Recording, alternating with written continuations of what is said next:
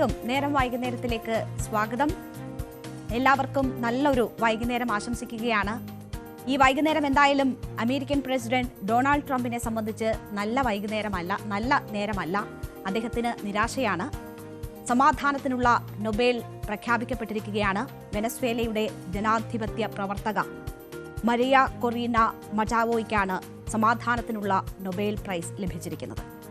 പടരുന്ന കൂരിരുട്ടിൽ ജനാധിപത്യത്തിന്റെ വെളിച്ചം തെളിച്ച പെണ്ണൊരുത്തി എന്നതാണ് മരിയയെക്കുറിച്ച് നൊബേൽ കമ്മിറ്റി പരാമർശിച്ചത്. അതെ, ജനാധിപത്യമാണ് സമാധാനത്തിന്റെ അടിത്തറ. ജനാധിപത്യം പുലരട്ടെ. എല്ലാ ജനാധിപത്യ വിശ്വാസികൾക്കും സ്ത്രീകൾക്കും അഭിമാനിക്കാവുന്ന മുഹൂർത്തമാണ് ഇത്. എല്ലാവർക്കും സ്വാഗതം.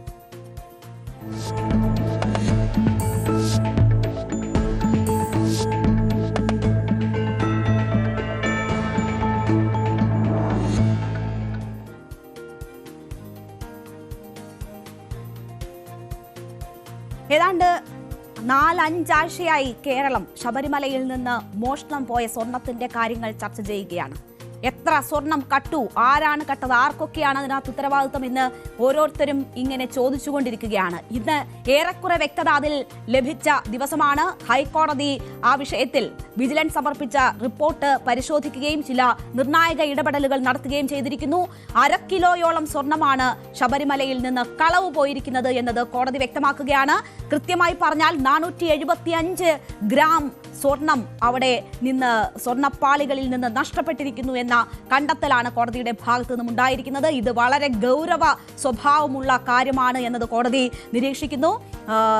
ഈ സ്വർണ്ണപ്പാളി നഷ്ടപ്പെട്ട സംഭവത്തിൽ കൃത്യമായ അന്വേഷണത്തിന് കോടതി നിർദ്ദേശങ്ങൾ നൽകിയിരിക്കുകയാണ്. ദേവസ്വം വിജിലൻസ് ഹൈക്കോടതിയിൽ സമർപ്പിച്ച റിപ്പോർട്ട് പരിശോധിച്ചുകൊണ്ടാണ് കോടതി ഈ കണ്ടെത്തലുകളിലേക്ക് എത്തിയിരിക്കുന്നത്. സ്വർണം കട്ടത് 2019 എന്നത് വ്യക്തമായിരിക്കുകയാണ്. 2019 സ്വർണം പൂശാനായി ഈ പാളികൾ ഇളക്കിക്കൊണ്ട് പോയ സമയത്താണ് ഈ സ്വർണം കട്ടിരിക്കുന്നത്. ഉണ്ണികൃഷ്ണൻ പോറ്റിയാണ് ഈ സ്വർണ്ണക്കളവിന്റെ പിന്നിലെന്ന കാര്യവും കോടതി സ്ഥിരീകരിക്കുന്നതാണ് ഇന്ന് നമ്മൾ കണ്ടത്. ചെമ്പ് പാളികൾക്ക് പുറമെ ലിൻഡൽ, വശങ്ങളിലെ ഫ്രെയിമുകൾ എന്നിവയിൽ സ്വർണം പൂശിയതിലും ക്രമക്കേട് നടന്നിട്ടുണ്ട് എന്ന സംശയം കൂടി ഇന്ന് കോടതിയുടെ നിരീക്ഷണങ്ങളിൽ വരികയാണ്. ഈ കാര്യങ്ങളൊക്കെ അന്വേഷിക്കാനുള്ള നിർദ്ദേശവും കോടതി നൽകിയിരിക്കുകയാണ്. കള്ളന്മാരെ പൂട്ടാൻ കോടതി നിർദ്ദേശം നൽകിയിരിക്കുന്നു. അതിന് നിർദ്ദേശം നൽകിയിരിക്കുന്നത് വിജിലൻസ് കണ്ടെത്തലുകളിൽ നിഷ്പക്ഷ അന്വേഷണം വേണം എന്ന നിർദ്ദേശം നൽകിക്കൊണ്ടാണ് കോടതി ഇതിൽ ഇടപെടുന്നത്. ദേവസ്വം വിജിലൻസ് ഹൈക്കോടതിയിൽ സമർപ്പിച്ച വിവരങ്ങളിലെ ഏറ്റവും ഈ കളവുകൾ സംബന്ധിച്ചുള്ള എങ്ങനെ നടന്നു, എന്തൊക്കെയാണ് എന്നത് സംബന്ധിച്ചുള്ള വിവരങ്ങൾ പരിശോധിച്ചതിന് ശേഷമാണ് ഇതിൽ ആരൊക്കെ ഉൾപ്പെട്ടിട്ടുണ്ട് എന്നത് കണ്ടെത്തുന്നതിനായി കൃത്യമായ അന്വേഷണത്തിന്റെ നിർദ്ദേശങ്ങൾ കൂടി കോടതി നൽകുന്നത്. സംസ്ഥാന പോലീസ് മേധാവിയെ ഇതിൽ കക്ഷി ചേർക്കാൻ കോടതി തീരുമാനിച്ചിരിക്കുന്നു. കേസ് രജിസ്റ്റർ ചെയ്ത് അന്വേഷിക്കാൻ ഉള്ള നിർദ്ദേശമാണ് കോടതി നൽകിയിരിക്കുന്നത്.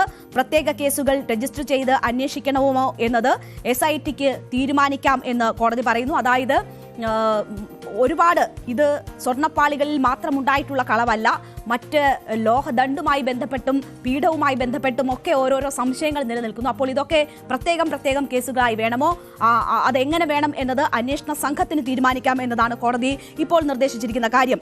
ദേവസ്വം ചീഫ് വിജിലൻസ് ഓഫീസറുടെ റിപ്പോർട്ട് ഇന്ന് തന്നെ ദേവസ്വം ബോർഡിന് കൈമാറാൻ കോടതി നിർദ്ദേശിച്ചിട്ടുണ്ട്. ആ റിപ്പോർട്ട് ദേവസ്വം ബോർഡിന് കൈമാറിയതിനു ശേഷം അവർ അത് സംസ്ഥാന പോലീസ് മേധാവിക്ക് കൈമാറി അങ്ങനെ കേസെടുപ്പിച്ച് അന്വേഷണം നടത്താനാണ് കോടതി നിർദ്ദേശിച്ചിരിക്കുന്നത്. നോക്കൂ, നമ്മൾ ഈ വിഷയവുമായി ബന്ധപ്പെട്ട് ഉണ്ണികൃഷ്ണൻ പോറ്റിയായിരുന്നു നമ്മുടെ സംശയ നിഴലിലുള്ള വ്യക്തി. എന്താണ് സംഭവിച്ചത്? അവിടെ നിന്ന് സ്വർണ്ണപ്പാളികൾ മിനുക്കാനായി പുറത്തേക്ക് കൊണ്ടുപോവുകയാണ്. ആ ഉണ്ണികൃഷ്ണൻ പോറ്റിക്ക് അനുകൂലമായി അവിടെ അത് ചെമ്പ് പാളികൾ എന്ന് രേഖപ്പെടുത്തിയ ഒരു ഉത്തരവ് ദേവസ്വം ബോർഡിന്റെ ഭാഗത്തു നിന്നും ഉണ്ടാകുന്നത് നമ്മൾ കണ്ടതാണ്. ആ സ്വർണ്ണപ്പാളികൾ ഏതാണ്ട് 30 ദിവസം കൈവശം വെച്ചതിന് ശേഷമാണ് ചെന്നൈയിൽ സ്മാർട്ട് ക്രിയേഷൻസിന്റെ അടുത്തെത്തിക്കുകയും അവിടെ അറ്റകുറ്റപ്പണികൾ നടത്തുകയും ചെയ്തിരിക്കുന്നത്. അപ്പോൾ അതിലുണ്ടായിരുന്നത് സ്വർണം പൂശിയിരുന്ന പാളിയായിരുന്നില്ല, സ്വർണ്ണപ്പാളികൾ പതിച്ചതായിരുന്നു ആ ദ്വാരപാലക ശില്പങ്ങളുടെ പാളികൾ. അത് അവിടെ കൊണ്ടുപോകുന്നു, അത് അഴിച്ചു മാറ്റുന്നു. അങ്ങനെ ഏതാണ്ട് 1 കിലോയോളം സ്വർണം അതിൽ നിന്ന് നീക്കം ചെയ്യുകയാണ് ഉണ്ണികൃഷ്ണൻ പോറ്റി ആദ്യം ചെയ്തത്. ആ 1 കിലോയോളം വരുന്ന സ്വർണത്തിൽ നിന്നാണ് 1/2 കിലോയോളം വരുന്ന സ്വർണം കൈവശപ്പെടുത്തുന്നത്. എന്നിട്ട് ബാക്കി സ്വർണം പൂശിക്കൊണ്ടാണ് ആ ദ്വാരപാലക ശില്പങ്ങളിലെ സ്വർണ്ണപ്പാളി തിരികെ കൊണ്ടുവരുന്നത്, ആ പാളി തിരികെ കൊണ്ടുവരുന്നത്. അപ്പോൾ സ്വർണം പതിപ്പിച്ച പാളി സ്വർണം പൂശിയ പാളിയാക്കി മാറ്റിയപ്പോൾ ലാഭം ലഭിച്ചത് ഏതാണ്ട് 1/2 കിലോയോളം സ്വർണമാണ്. അത് സ്വന്തമാക്കുന്നു ഉണ്ണികൃഷ്ണൻ പോറ്റി. ഈ കാലയളവ് ശബരിമലയിൽ നിന്ന് ഇത് സ്മാർട്ട് ക്രിയേഷൻസിൽ എത്തിക്കാനും അവിടെ നിന്ന് തിരിച്ചെത്തിക്കാനും എടുത്ത കാലയളവിൽ ഇത് പലയിടങ്ങളിൽ കാഴ്ചവെച്ച് നേടിയ പണം കണക്കറ്റതാണ്. അത് വലിയ തട്ടിപ്പാണ്. അത് ആർക്കും കണക്ക് കൂട്ടാനോ എത്രയെന്ന് നിശ്ചയിക്കാനോ കഴിയാത്ത തരത്തിലുള്ള വലിയ പണസമ്പാദനം അതുവഴി നടത്തിയിട്ടുണ്ട് എന്നതാണ് കണ്ടെത്തിയിരിക്കുന്നത്. ഉണ്ണികൃഷ്ണൻ പോറ്റി മാത്രം വിചാരിച്ചാൽ ഈ കാര്യങ്ങൾ നടക്കുമോ? ഉണ്ണികൃഷ്ണൻ പോറ്റിക്ക് ഇതിന് വഴിവെച്ചത് ആരൊക്കെയാണ്, ആരൊക്കെ ഇതിൽ നിന്ന് വിഹിതം പറ്റിയിട്ടുണ്ട് തുടങ്ങിയ കാര്യങ്ങളാണ് നമ്മൾ അറിയേണ്ടത്. ഉണ്ണികൃഷ്ണൻ പോറ്റി മാധ്യമങ്ങളോട് ഇതുവരെ പറഞ്ഞതെല്ലാം പച്ചക്കളവാണ് എന്നതുകൂടി വ്യക്തമായിരിക്കുകയാണ്. അയാൾ പറഞ്ഞത് ഇത് താൻ സമാഹരിച്ച സ്വർണവും തന്റെ കൈവശമുണ്ടായിരുന്ന സ്വർണവുമാണ് ഈ സ്വർണ്ണപ്പാളിക്ക് പൂശാൻ വേണ്ടി ഉപയോഗിച്ചത് എന്നതാണ്. അങ്ങനെയല്ല, അതിലുണ്ടായിരുന്ന സ്വർണം അഴിച്ചെടുത്തതിന് ശേഷം ബാക്കി വന്ന സ്വർണം കൈപ്പറ്റുകയായിരുന്നു ഉണ്ണികൃഷ്ണൻ പോറ്റി ചെയ്തത് എന്നത് വളരെ വ്യക്തമായിരിക്കുകയാണ്. ഇയാളോട് ഇനി മാധ്യമങ്ങളോട് കൂടുതൽ പ്രതികരണം നടത്തരുത് എന്നൊരു നിർദ്ദേശം കോടതി നൽകിയതായി വിവരമുണ്ട്. അപ്പോൾ വലിയ തട്ടിപ്പാണ് നടന്നിരിക്കുന്നത്.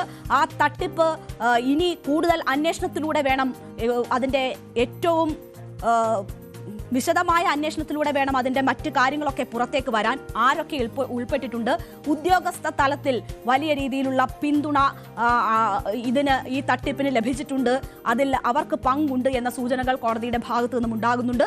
എന്തായാലും ഇതിന്റെ അന്വേഷണം കോടതിക്ക് റിപ്പോർട്ട് ചെയ്യണം എന്ന ഒരു നിർദ്ദേശം കൂടി ഇപ്പോൾ കോടതി നൽകിയിട്ടുണ്ട്. സംസ്ഥാന പോലീസ് നടത്തുന്ന അന്വേഷണമാണ്. SIT രൂപീകരിച്ചുകൊണ്ട് കോടതി മേൽനോട്ടത്തിലാണ് ഈ അന്വേഷണം നടക്കുന്നത്. അതിൽ റിപ്പോർട്ടിംഗ് ഏജൻസി കോടതിയാണ് എന്നൊരു പ്രത്യേക നിർദ്ദേശം കൂടി കോടതിയുടെ ഭാഗത്തു നിന്നും ഉണ്ടാകുന്നു എന്നത് നമ്മൾ മനസ്സിലാക്കണം. അപ്പോൾ വളരെ ഗൗരവത്തിൽ തന്നെയാണ് കോടതി ഈ വിഷയത്തെ സമീപിക്കുന്നത്. നമ്മൾ കഴിഞ്ഞ കുറേ ദിവസങ്ങളായി ഇത് ചർച്ച ചെയ്യുകയാണ്. ഏതാണ്ട് അയ്യപ്പ സംഗമ സമയം മുതൽ തന്നെ ഇതുമായി ബന്ധപ്പെട്ടുള്ള വലിയ രീതിയിലുള്ള ദുരൂഹതകൾ, അതുമായി ബന്ധപ്പെട്ട വാർത്തകൾ വരുന്നു. ആദ്യം ഇപ്പോൾ ഇത് മിനുക്ക് പണികൾക്കായി കൊണ്ടുപോയത് അനുമതി മേടിക്കാതെയാണ് എന്നതിൽ തുടങ്ങിയ അന്വേഷണമാണ്. അത് എത്തി നിന്നത് 2019 സമാനമായ നിലയിൽ കൊണ്ടുപോയിട്ടുണ്ട് എന്നതാണ്. അത് പിന്നീട് 1999 വിജയ് മല്യ ഗ്രൂപ്പ് സ്വർണം പതിപ്പിച്ച പാളി എങ്ങനെ 2019 ചെമ്പ് പാളിയായി എന്ന അന്വേഷണത്തിലേക്ക് എത്തി നിന്നു.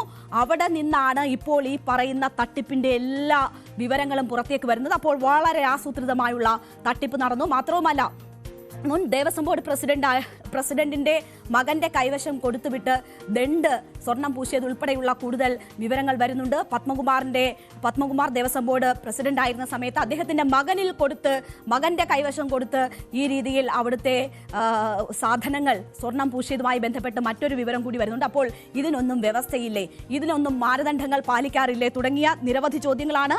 അതുമായി ബന്ധപ്പെട്ട് ഇനി അനുബന്ധമായി ഉയരുന്ന എല്ലാ കാര്യങ്ങളിലും SIT പ്രത്യേകം കേസെടുത്ത് അന്വേഷിക്കണമെങ്കിൽ അവർക്ക് അന്വേഷിക്കാനുള്ള നിർദ്ദേശം കൂടിയാണ് ഇപ്പോൾ കോടതി കൊടുത്തിരിക്കുന്നത്. എന്തായാലും ഈ വിഷയവുമായി ബന്ധപ്പെട്ട് കോടതിയുടെ ഈ ശക്തമായ ഇടപെടലുകൾ വരുമ്പോൾ അതിൽ ദേവസ്വം മന്ത്രി അതിനെ സ്വാഗതം ചെയ്യുകയാണ് ചെയ്തത്. കോടതിയുടെ തീരുമാനങ്ങൾ സർക്കാരിന് അനുകൂലമാണ് അല്ലെങ്കിൽ ദേവസ്വം ബോർഡിന്റെ അനുകൂലമാണ് എന്ന തരത്തിൽ വരുത്താനുള്ള ശ്രമം അദ്ദേഹത്തിന്റെ ഭാഗത്തു നിന്നുമുണ്ട്. ഈ കുറ്റം ചെയ്തവർ നിയമത്തിന്റെ മുന്നിൽ വരും എന്ന ഒരു പ്രതീക്ഷ കൂടി ദേവസ്വം വകുപ്പ് മന്ത്രി പ്രകടിപ്പിച്ചു. അദ്ദേഹത്തിന്റെ വാക്കുകൾ കേൾക്കാം. ഏറെ സ്വാഗതം ചെയ്യുന്നു. ബഹുമാനപ്പെട്ട കേരള ഹൈക്കോടതി ഇത്തരൊരു നിലപാടിലേക്ക് വന്നു. ഇക്കാര്യത്തിൽ കോടതിയിൽ ഞങ്ങൾക്ക് പൂർണ്ണ വിശ്വാസമാണ്. ഞാൻ ആദ്യം തന്നെ സൂചിപ്പിച്ചു, ഈ സമഗ്രമായ അന്വേഷണം നടത്തി ബാക്കിയുള്ള വെളിയിൽ വരുമ്പോഴേക്ക് നമുക്ക് ഈ കാര്യത്തിൽ കൃത്യമായി കാര്യങ്ങൾ മനസ്സിലാവും. 98 മുതൽ ഇതുവരെയുള്ള കാര്യങ്ങൾ ഒന്നൊന്നായി പുറത്തു വരണ്ടേ. അപ്പൊ ആരൊക്കെയാണ്, അപ്പൊ ഇത്തരൊരു അന്വേഷണം നടക്കരുതെന്നുള്ള ഉദ്ദേശമുള്ള ആളുകളും അതോടൊപ്പം തന്നെ മുമ്പ് കിട്ടിയ അയ്യപ്പ സംഗമത്തിന്റെ മേൽക്കത്ത് കെടുത്താൻ കഴിയുമെന്നതിനെ പ്രയോജനപ്പെടുത്താൻ കഴിയുമെന്ന പരീക്ഷണത്തിന്റെ ഉപദ്രവമാണ് ഇത് കടന്നു വന്നത്. അതാണ് ഞങ്ങൾ പറഞ്ഞത്. തെറ്റായ രൂപത്തിൽ പ്രതിപക്ഷം ഈ കാര്യത്തെ വ്യാഖ്യാനിച്ചു, തെറ്റായ രൂപത്തിൽ പ്രചരിപ്പിക്കുന്നു, അടിസ്ഥാനരഹിതമായ രൂപത്തിലുള്ള ആക്ഷേപങ്ങൾ ഉന്നയിക്കുന്നു. അത് കൃത്യമായി ബഹുമാനപ്പെട്ട കോടതിയുടെ ഇടപെടലിലൂടെ പുറത്തു വരട്ടെ. അപ്പോൾ നിഷ്പക്ഷമായ അന്വേഷണം ഇക്കാര്യത്തിൽ നടക്കണമെന്നതാണ് കോടതി സൂചിപ്പിച്ചത്. രണ്ടാഴ്ചകളുടെ ഇടവേളകളിൽ റിപ്പോർട്ട് സമർപ്പിക്കണം, 6 ആഴ്ചയ്ക്കകം അന്വേഷണം പൂർത്തിയാക്കണം എന്ന ഒരു നിർദ്ദേശം കോടതി നൽകുമ്പോൾ ദേവസ്വം മന്ത്രി അതിനെ സ്വാഗതം ചെയ്യുകയാണ്. അതേസമയം ദേവസ്വം ബോർഡ് ഉദ്യോഗസ്ഥർക്ക് ഉൾപ്പെടെയുള്ള പിഴവുകളിലേക്ക് വിരൽ ചൂണ്ടുന്നതാണ് ഇന്നത്തെ കോടതി നടപടികൾ എന്നത് നമ്മൾ മറന്നുകൂടാ. പക്ഷേ അവിടെ കുറ്റക്കാരെ നിയമത്തിന് മുന്നിൽ കൊണ്ടുവരുമെന്നൊരു ആത്മവിശ്വാസം ദേവസ്വം മന്ത്രി പ്രകടിപ്പിക്കുകയാണ്.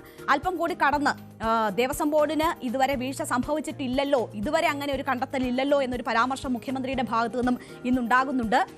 കുറ്റക്കാരെ നിയമത്തിന് മുന്നിൽ കൊണ്ടുവരും എന്നത് മുഖ്യമന്ത്രി ആവർത്തിക്കുകയാണ്. എല്ലാവരും ശിക്ഷിക്കപ്പെടുന്ന സാഹചര്യം സൃഷ്ടിക്കപ്പെടും. കോടതി വേറെയും സർക്കാർ വേറെയും എന്ന രീതിയിൽ ഇതിനെ കാണേണ്ടതില്ല, രണ്ടുപേരും ഒരുപോലെയാണ് ചിന്തിക്കുന്നത് എന്ന ഒരു കാര്യം കൂടി മുഖ്യമന്ത്രി പറയുന്നു. മാത്രവുമല്ല, വിവാദങ്ങൾക്ക് പിന്നിൽ ഗൂഢാലോചന എന്ന ഒരു കാര്യം കൂടി മുഖ്യമന്ത്രി സൂചിപ്പിച്ചു. ഇനി ആർക്ക് വീഴ്ചയുണ്ട് ആർക്ക് വീഴ്ചയില്ല എന്നുള്ളത് ഇപ്പോൾ ഒരു പ്രസ്താവനയിലൂടെ വ്യക്തമാക്കേണ്ട കാര്യമല്ല. കാരണം ഇതുമായി ബന്ധപ്പെട്ട് വിശദമായ പരിശോധന നടക്കുകയാണ്. ആ പരിശോധനയുടെ ഭാഗമായി ആർക്കെല്ലാം വീഴ്ചകൾ സംഭവിച്ചിട്ടുണ്ട് എന്നുള്ളത് കണ്ടെത്തുക തന്നെ ചെയ്യും. ആ കണ്ടെത്തിയാൽ അതനുസരിച്ചുള്ള നടപടികളും സ്വീകരിക്കും. എന്നാൽ വന്നിടത്തോളം ബോർഡിനെ സംബന്ധിച്ചൊരു പരാമർശം വന്നിട്ടില്ല. അല്ല, ഇത്തരം കാര്യങ്ങള് ശ്രദ്ധയിൽപ്പെട്ടാൽ നടപടികൾ എങ്ങനെയെന്നുള്ളതാണ് നമ്മൾ ആലോചിക്കുന്നത്. ആ ശ്രദ്ധയിൽപ്പെട്ട ഉടനെ തന്നെയുള്ള നടപടികൾ തുടങ്ങിയിട്ടുണ്ട്. എങ്ങനെയാ ശ്രദ്ധയിൽപ്പെടുന്നത്? അതൊരു വിചിത്രമായ കാര്യമാണല്ലോ, അത് നമ്മൾ നോക്കണല്ലോ. ഇപ്പൊ പറയുന്ന ഒരു ആളുണ്ടല്ലോ, ഒരു പോറ്റി. ആ പോറ്റി ഒരു ദിവസം ഒരു വെളിപ്പെടുത്തൽ നടത്തുകയാണല്ലോ. ആ വെളിപ്പെടുത്തല് അവിടുത്തെ ചില കാര്യങ്ങൾ കാണാനില്ല എന്നുള്ളതായിരുന്നു. ആ വെളിപ്പെടുത്തലിന്റെ തുടർച്ചയായിട്ടാണ് ദേവസ്വം വിജിലൻസ് ആ കാര്യത്തിൽ അന്വേഷിക്കാൻ പുറപ്പെടുന്നത്. ആ അന്വേഷണം എത്തിച്ചേർന്നത് എവിടെയാ? അവിടെ ഉള്ള ഒരു പീഠം, പീഠത്തിന് എന്തോ ഒരു പ്രത്യേക പേരുണ്ട്. ആ പീഠം അവിടുന്ന് മാറ്റിയിരിക്കുന്നു. അത് ഈ പറയുന്ന പോറ്റിയുടെ ഒരു ബന്ധുഗൃഹത്തിലെത്തിയിരിക്കുന്നു. അപ്പോ ഏതോ ഒരു വ്യക്തമായ ഗൂഢാലോചനയുടെ ഭാഗമായി നടന്നൊരു കാര്യമായിരുന്നു അത്. ആ ശബരിമലയും പരിസരങ്ങളിലും നല്ലതുപോലെ ബന്ധപ്പെട്ടുകൊണ്ടിരിക്കുന്ന ഒരാളാണ് ഈ പോറ്റി എന്നത് ഇപ്പോൾ പലതരത്തിലും വ്യക്തമായിട്ടുണ്ട്. അപ്പോ ഗൂഢാലോചനാവാദം ആവർത്തിക്കുകയാണ് മുഖ്യമന്ത്രി ചെയ്യുന്നത്. മാത്രവുമല്ല, ദേവസ്വം വകുപ്പ് മന്ത്രിയും മുഖ്യമന്ത്രിയും ആശ്വാസം കണ്ടെത്തുന്നത് ഇതുവരെ ദേവസ്വം ബോർഡിനെതിരെ പരാമർശങ്ങളൊന്നുമില്ലല്ലോ എന്നതിലാണ്. പക്ഷേ ഇനി വന്നുകൂടായികയില്ല എന്ന ഒരു സാഹചര്യം അവരും മുന്നിൽ കാണുന്നു എന്ന് വേണം മനസ്സിലാക്കാൻ. കാരണം അത്തരം ചില നിരീക്ഷണങ്ങൾ, കോടതികളുടെ ഇന്നത്തെ നിരീക്ഷണത്തിൽ അത്തരം ചില കാര്യങ്ങൾ ഒളിഞ്ഞു കിടപ്പുന്നുണ്ട് എന്നതാണ് നമുക്ക് മനസ്സിലാകുന്നത്. മാത്രവുമല്ല, ഈ ഉണ്ണികൃഷ്ണൻ പോറ്റി അന്ന് ദേവസ്വം മന്ത്രിയായിരുന്ന കടകംപള്ളി സുരേന്ദ്രനുമായൊക്കെ അടുത്ത ഇടപെടലുകൾ ഉണ്ടായിരുന്ന വ്യക്തിയാണ് എന്ന തരത്തിലൊക്കെ വാർത്തകൾ വരുന്നുണ്ട്. നെയ്യാറ്റിൻകരയിൽ ഒരു സ്ത്രീക്ക് വീട് വെച്ചു കൊടുത്ത സമയത്തൊക്കെ ഈ ഉണ്ണികൃഷ്ണൻ പോറ്റിയുടെ സാന്നിധ്യം വളരെ ശ്രദ്ധേയമായിരുന്നു. അയാൾ അവിടുത്തെ എല്ലാ കാര്യങ്ങളിലും ഇടപെടുകയും അതിനൊക്കെ ചുക്കാൻ പിടിക്കുകയും ഒക്കെ ചെയ്തിരുന്ന വ്യക്തിയാണ്. പല പ്രമുഖരുമായും അടുപ്പമുള്ള വ്യക്തിയാണ്. മുഖ്യമന്ത്രിക്കൊപ്പം ഒക്കെ നിൽക്കുന്ന ഫോട്ടോകളുണ്ട്. അതൊക്കെ എങ്ങനെ തരപ്പെടുത്തി എന്നത് അറിയില്ല. എന്തായാലും ഉണ്ണികൃഷ്ണൻ പോറ്റിക്ക് ഇങ്ങനെ വളരാൻ ആരാണ് അവസരം കൊടുത്തത്? തട്ടിപ്പിനുള്ള അവസരങ്ങൾ ആരാണ് വീണ്ടും വീണ്ടും സൃഷ്ടിച്ചു കൊടുത്തത്? ഈ സ്വർണം മങ്ങുന്നു എന്ന് കണ്ടെത്തി അതിന് ഉണ്ണികൃഷ്ണൻ പോറ്റിക്ക് അത് തട്ടിയെടുക്കാനുള്ള അവസരങ്ങൾ സൃഷ്ടിച്ചതിൽ ആർക്കൊക്കെ പങ്കുണ്ട്? ഇതൊക്കെ വെളിച്ചത്ത് വരേണ്ടതാണ്. എന്തായാലും കോടതിയുടെ ഇപ്പോഴത്തെ ഇടപെടലുകളിലാണ് പ്രതീക്ഷ. പ്രതിപക്ഷവും അത്തരമൊരു പ്രതീക്ഷ തന്നെയാണ് മുന്നോട്ട് വെക്കുന്നത്. കോടതി ജനങ്ങളുടെ ആ വികാരം ഉൾക്കൊണ്ടാണ് ഈ വിഷയത്തിൽ ഇടപെടുന്നത് എന്ന കാര്യം വി.ഡി. സതീശൻ പറയുന്നു. മാത്രവുമല്ല, ദേവസ്വം ബോർഡ് പ്രസിഡന്റിനെ ഒപ്പം തന്നെ മന്ത്രിയെ പ്രതി ചേർത്ത് അന്വേഷണം വേണം എന്നൊരു കാര്യമാണ് പ്രതിപക്ഷ നേതാവ് പറയുന്നത്. ഞാൻ പറഞ്ഞല്ലോ, ഇതെല്ലാം ഇപ്പൊ തെളിഞ്ഞിരിക്കുകയാണ്. ഇതെല്ലാം മൂടി വെക്കുകയായിരുന്നു. ഇതെല്ലാം സർക്കാരിനും ദേവസ്വം ബോർഡിനും അറിയാമായിരുന്നു. ഈ വിവരങ്ങളെല്ലാം ഇത് മൂടി വെച്ചു. ഇല്ലെങ്കിൽ ഉണ്ണികൃഷ്ണൻ പോറ്റിക്കെതിരെ കേസെടുക്കായിരുന്നു. അതിൽ മാത്രമാണ് ഉത്തരവാദിയെങ്കിൽ കേസെടുക്കുന്നതിന്റെ കാരണം ഉണ്ണികൃഷ്ണൻ പോറ്റി മാത്രമല്ല, രാഷ്ട്രീയ നേതൃത്വവും ബോർഡ് നേതൃത്വവും പെടുമെന്നറിയായിരുന്നു. ഇത് മൂടിവെച്ച് ആരും അറിയില്ല എന്ന് വിചാരിച്ചു. ഈ വാസ്തവനും ഇപ്പോഴത്തെ ദേവസ്വം ബോർഡ് പ്രസിഡന്റും കൂടിയാണ് വീണ്ടും ഉണ്ണികൃഷ്ണൻ പോറ്റിയെ ക്ഷണിച്ചു വരുത്തിയത് 2025. അപ്പൊ ഗുരുതരമായ ഈ കുറ്റകൃത്യം വീണ്ടും ആവർത്തിക്കുന്നതിന് വേണ്ടിയിട്ടാണ് ഉണ്ണികൃഷ്ണൻ പോറ്റിയെ വീണ്ടും ക്ഷണിച്ചിരിക്കുന്നത്. വീണ്ടും ഈ മോഷണം നടന്നേനെ. ഞങ്ങൾ സംശയിക്കുന്നത് അവിടെ ദ്വാരപാലക ശില്പം ഇല്ല, കട്ടളയില്ല, വാതിലില്ല, ഇനി ആകെയുള്ളത് അയ്യപ്പന്റെ തങ്കവിഗ്രഹമാണ്. അതുകൂടി പോയേനെ. എന്തായാലും കോടതിയുടെ ഇടപെടൽ വലിയ പ്രതീക്ഷ നൽകുന്നതാണ്. SIT ADGP H വെങ്കിടേഷിന്റെ നേതൃത്വത്തിൽ കോടതി തന്നെയാണ് രൂപീകരിച്ചത്. അതിൽ അംഗങ്ങളെ ചേർക്കുകയും ചെയ്തത് കോടതിയുടെ മേൽനോട്ടത്തിലാണ്. ഇനി കോടതിയുടെ നിർദ്ദേശപ്രകാരമായിരിക്കും SITയുടെ പ്രവർത്തനം നടക്കുക. ഇന്ന് റവാഡ ചന്ദ്രശേഖർ മാധ്യമങ്ങളെ കാണുമ്പോൾ പറഞ്ഞത് ഈ കോടതി നിർദ്ദേശം അനുസരിച്ചുകൊണ്ടുള്ള കേസ് ഉടൻ രജിസ്റ്റർ ചെയ്ത് അന്വേഷണം ആരംഭിക്കുമെന്ന കാര്യം സൂചിപ്പിച്ചു കഴിഞ്ഞു. അപ്പോൾ കോടതി ഒരു സമയക്ലിപ്തത കൂടി നൽകിയാണ് ഈ അന്വേഷണത്തിന് ഉത്തരവിട്ടിരിക്കുന്നത്. അതുകൊണ്ട് തന്നെ വളരെ വേഗം കൃത്യമായ അന്വേഷണം നടക്കും. കോടതിയാണ് റിപ്പോർട്ട് ചെയ്യേണ്ടത്, കോടതിയാണ് അന്വേഷണ സംഘം ഇക്കാര്യങ്ങൾ റിപ്പോർട്ട് ചെയ്യേണ്ടതെന്ന് പറയുന്നു. അപ്പോൾ സർക്കാരിന്റെ കീഴിലുള്ള അന്വേഷണ സംവിധാനമാണ് എങ്കിൽ പോലും അതിലൊരു സ്വതന്ത്ര അന്വേഷണം സാധ്യമാകും എന്നതാണ് പ്രതീക്ഷിക്കപ്പെടുന്നത്. അപ്പോൾ എന്തായാലും ഈ കളവ് ആരാണ് നടത്തിയത്, ആർക്കൊക്കെ അതിൽ പങ്കാളിത്തമുണ്ട്, അവരൊക്കെ വെളിച്ചത്ത് വരേണ്ടതാണ്, നിയമത്തിന് മുന്നിൽ വരേണ്ടതാണ്, ശിക്ഷിക്കപ്പെടേണ്ടതാണ്. അങ്ങനെ കൃത്യമായ ഒരു അന്വേഷണം നടക്കും കോടതിയുടെ മേൽനോട്ടത്തിൽ എന്ന പ്രതീക്ഷ ഉണരുന്ന നിമിഷമാണ്. എന്തായാലും നടന്നിരിക്കുന്നത് വലിയ തട്ടിപ്പാണ്. അതൊക്കെ പുറത്തു വരുമെന്ന് തന്നെ നമുക്ക് പ്രതീക്ഷിക്കാം. കോടതി ഇടപെടലിലും ഇനി നടക്കാൻ പോകുന്ന അന്വേഷണത്തിലും പ്രതീക്ഷ അർപ്പിച്ച് നമുക്ക് ശബരിമലയിൽ എന്താണ് സംഭവിച്ചതെന്ന് അറിയാൻ കാത്തിരിക്കാം.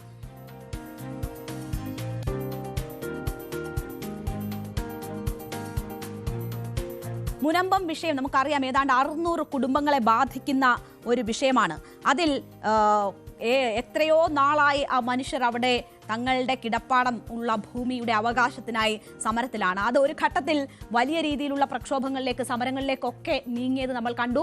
ആ ഘട്ടത്തിലാണ് ഒരു രാഷ്ട്രീയ പരിഹാരം എന്ന നിലയിൽ സർക്കാർ ഒരു കമ്മീഷൻ, ജുഡീഷ്യൽ കമ്മീഷനെ, CN രാമചന്ദ്രൻ അധ്യക്ഷനായ ഒരു ജുഡീഷ്യൽ കമ്മീഷനെ അതിന്റെ പ്രശ്ന പരിഹാരത്തിനായി നിയോഗിക്കുകയും ഇത് വഖഫ് ഭൂമിയാണോ ഇല്ലയോ എന്ന് തീർച്ചപ്പെടുത്താൻ നിർദ്ദേശിക്കുകയും ഒക്കെ ചെയ്തത്. പക്ഷേ ഈ കമ്മീഷന്റെ പ്രവർത്തനം അനിശ്ചിതത്വത്തിലായിരുന്ന തരത്തിൽ പിന്നീട് ഇടപെടലുകൾ ഉണ്ടായി.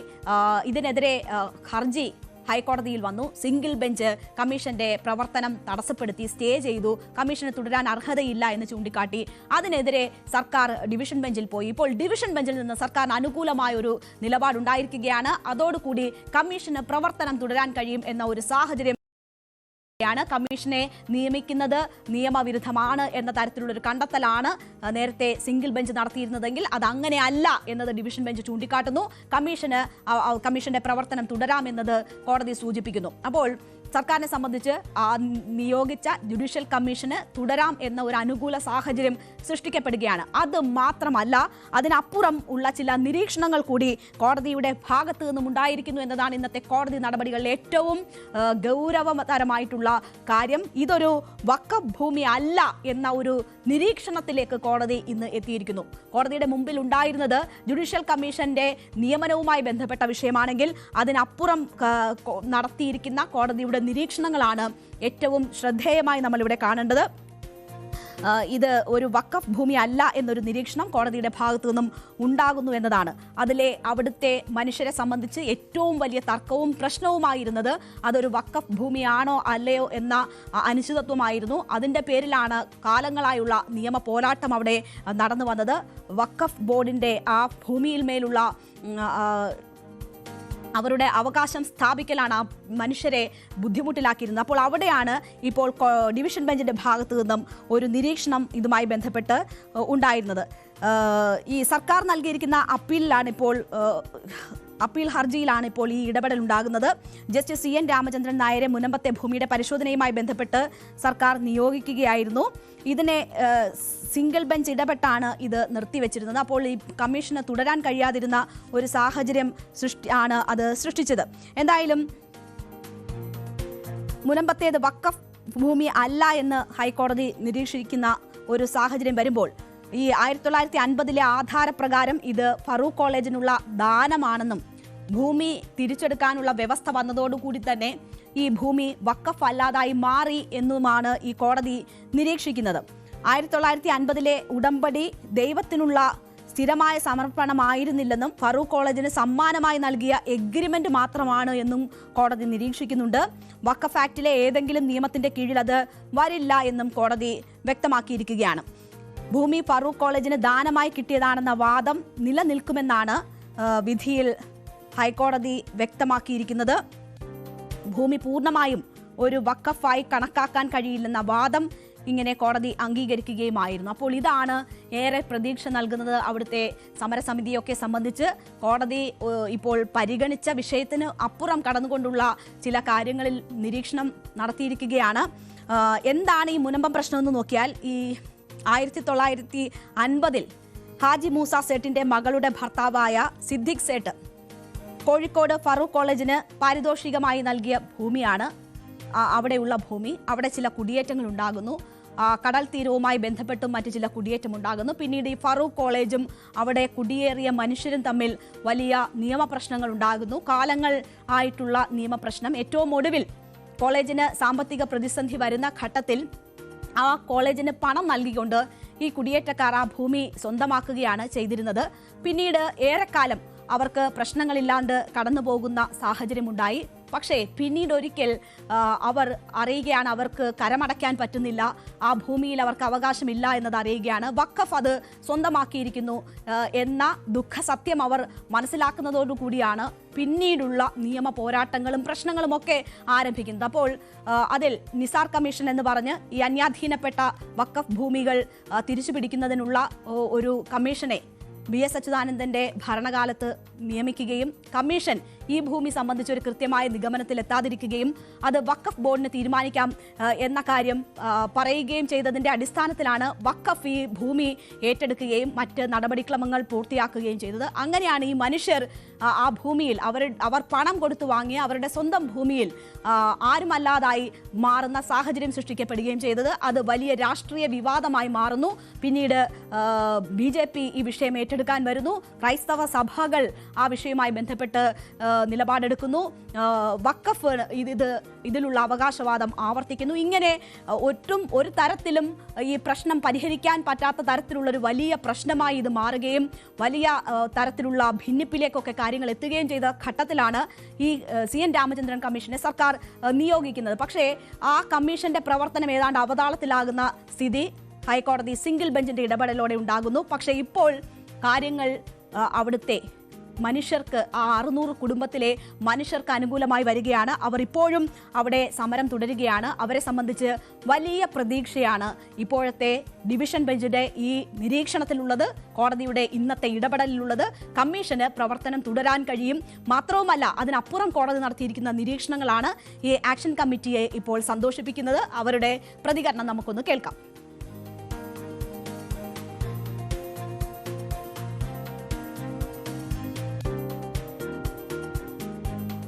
മുനമ്പം സംരക്ഷണ സമിതിയുടെ പ്രതികരണം.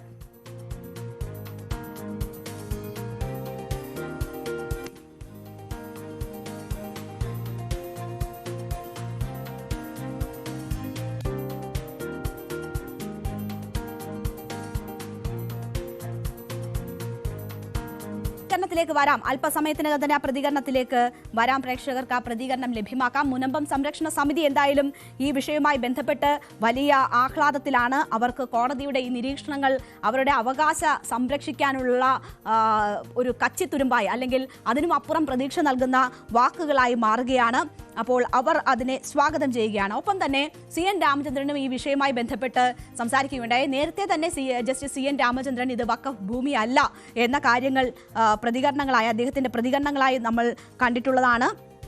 അപ്പോൾ ഇപ്പോൾ ഈ കോടതിയുടെ നിരീക്ഷണങ്ങൾ കൂടി വരുമ്പോൾ CN രാമചന്ദ്രന് പറയാനുള്ളത്, ഭൂമി വഖഫ് അല്ലെന്ന് കോടതി തന്നെ പറഞ്ഞതോടുകൂടി തന്നെ ഇനി ഈ കമ്മീഷന്റെ റിപ്പോർട്ടിനായി സർക്കാർ കാത്തിരിക്കേണ്ടുന്ന ഒരു സാഹചര്യം ഇല്ല എന്ന കാര്യമാണ് ജസ്റ്റിസ് CN രാമചന്ദ്രൻ ചൂണ്ടിക്കാട്ടുന്നത്. ഹൈക്കോടതി വിധിയുടെ പശ്ചാത്തലത്തിൽ ഇനി കമ്മീഷൻ റിപ്പോർട്ടിലേക്ക് സർക്കാർ പോകേണ്ടതില്ല എന്നൊരു കാര്യം കൂടി അദ്ദേഹം ചൂണ്ടിക്കാട്ടുന്നു. അപ്പോൾ കമ്മീഷന് ഇതിനോടകം തന്നെ എത്തിയിട്ടുള്ള നിഗമനങ്ങൾ ഇത് വഖഫ് ഭൂമി അല്ല എന്നതാണ്. പക്ഷേ കമ്മീഷന് പ്രവർത്തനം പൂർത്തിയാക്കാനോ സർക്കാരിന് റിപ്പോർട്ട് നൽകാനോ കഴിയാതിരിക്കുന്ന ഒരു സാഹചര്യമാണ് ഉണ്ടായിരുന്നത്. പക്ഷേ ഇപ്പോൾ കോടതി തന്നെ അത്തരമൊരു നിരീക്ഷണം നടത്തുമ്പോൾ കമ്മീഷൻ അധ്യക്ഷൻ തന്നെ പറയുകയാണ് സർക്കാർ ഇനി എൻ്റെ റിപ്പോർട്ടിനായി കാത്തിരിക്കണമെന്ന് പോലുമില്ല, കാരണം കോടതിയുടെ നിരീക്ഷണം ഉണ്ടല്ലോ എന്നതാണ് അദ്ദേഹം പറയുന്നത്.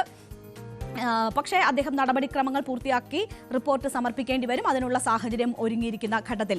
പക്ഷേ ഇവിടെ ഇനി ഉള്ള വെല്ലുവിളി എന്ന് പറയുന്നത് ഇതിനെതിരെ വഖഫിന് നിയമ നടപടികൾ തുടരാനുള്ള സ്വാഭാവികമായ ഒരു സാഹചര്യമുണ്ട്.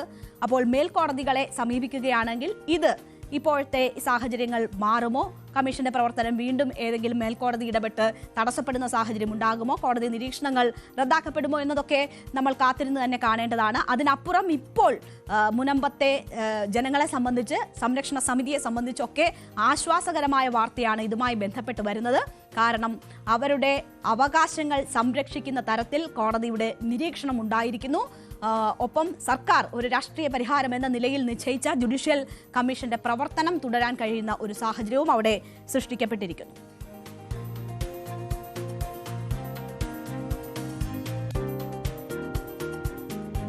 നമുക്ക് അടുത്ത ഫോക്കസിലേക്ക് പോവാം.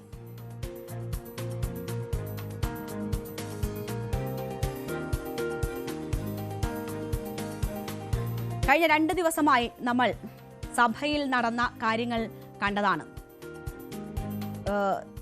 ബുധനാഴ്ച ദിവസമാണ് മുഖ്യമന്ത്രി സഭയിൽ ഒരു ദേഹനിന്ദാ പരാമർശം നടത്തുന്നത്.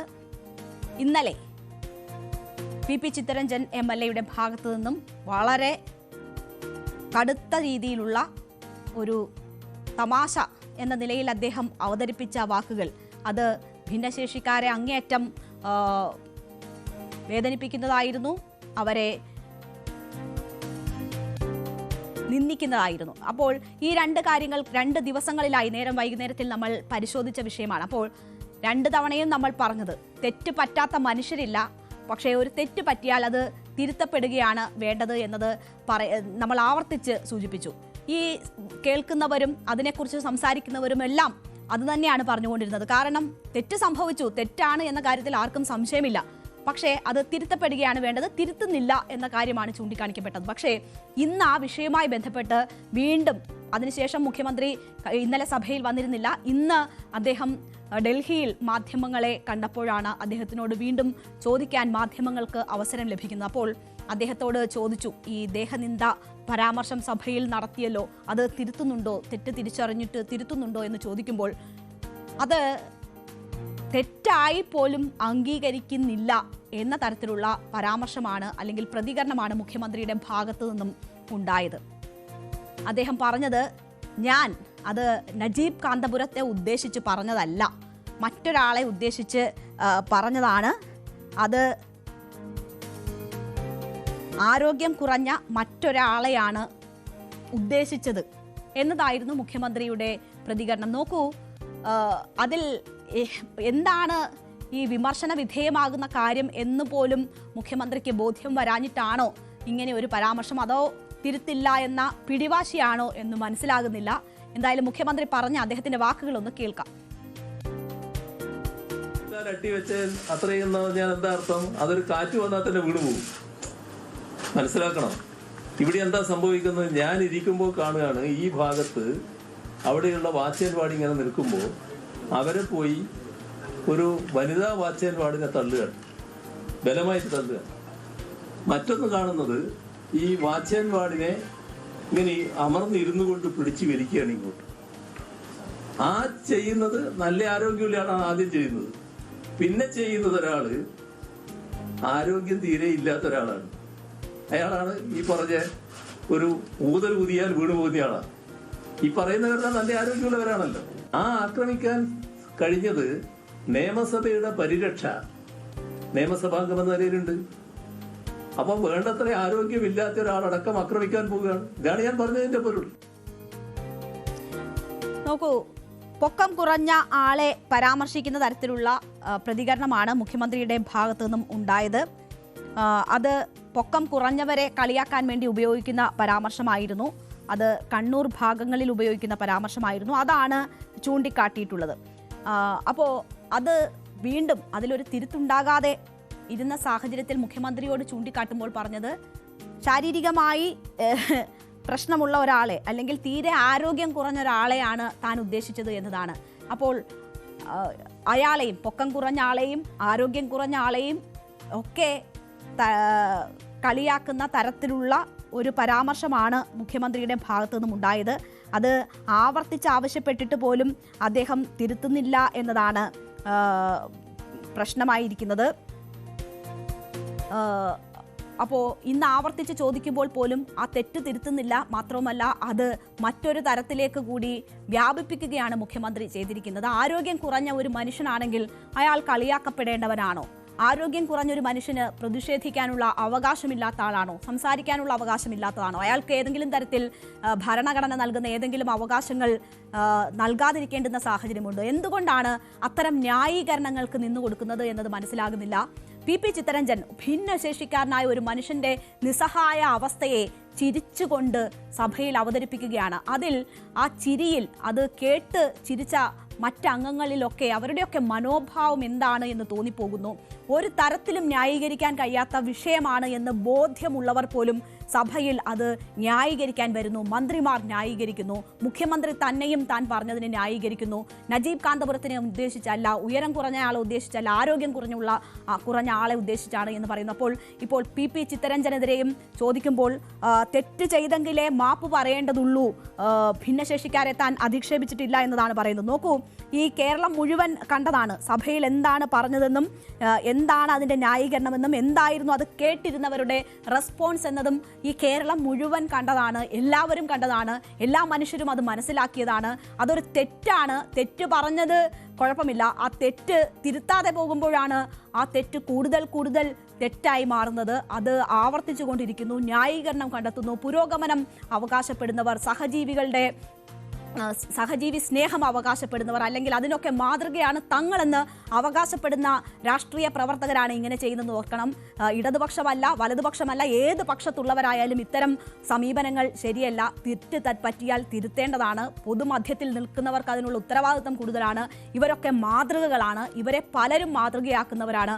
മുഖ്യമന്ത്രി, ഒരു സംസ്ഥാനത്തിന്റെ മുഖ്യമന്ത്രി എന്ന് പറയുമ്പോൾ ആ മുഖ്യമന്ത്രിയെ, ആ വ്യക്തിയെ, അദ്ദേഹത്തിന്റെ സ്ഥാനത്തെയൊക്കെ മാതൃകയായി കാണുന്ന എത്ര മനുഷ്യരുണ്ടാകും. അപ്പോൾ പലർക്കും ഇപ്പോൾ കേൾക്കുന്നതിൽ പോലും ചിലർക്കെങ്കിലും ഇതിലെന്താണ് തെറ്റ് എന്നൊക്കെ തോന്നിപ്പോകുക, ഇത് സാധാരണമല്ലേ എന്നൊക്കെ തോന്നിപ്പോകാം. പക്ഷേ അതൊരു തെറ്റാണെന്ന ബോധ്യമുണ്ട്. അത് തെറ്റാണ് എന്നത് അക്സെപ്റ്റ് ചെയ്യുമ്പോഴാണ് ഇത് കൂടുതൽ ആളുകളിലേക്ക് ഈ സന്ദേശം എത്തുകയും കൂടുതൽ പേർ ആ തിരുത്തിന് തയ്യാറാവുകയും ചെയ്യും.